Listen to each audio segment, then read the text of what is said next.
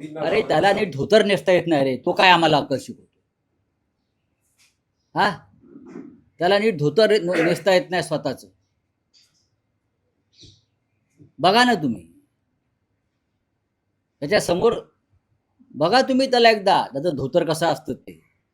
जो स्वतः धोतर नीट नेसू शकत नाही तो ठाकरेंना सांगतो आम्हाला मोदीला घाबरू नका. मोदीला कोण घाबरते?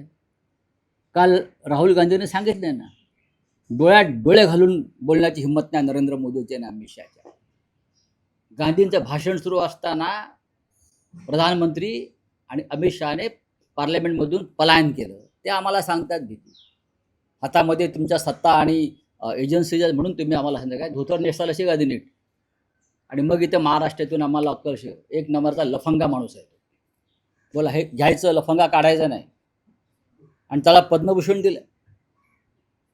छत्रपती शिवाजी महाराजांचा अपमान करणारा, महात्मा फुल्यांचा अपमान करणारा हा माणूस, त्याला भारतीय जनता पक्षाने पद्मभूषण दिलं.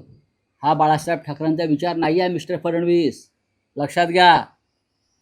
जोड्याने मारलं असतं त्याला पद्मभूषण देणाऱ्यांना बाळासाहेबांनी.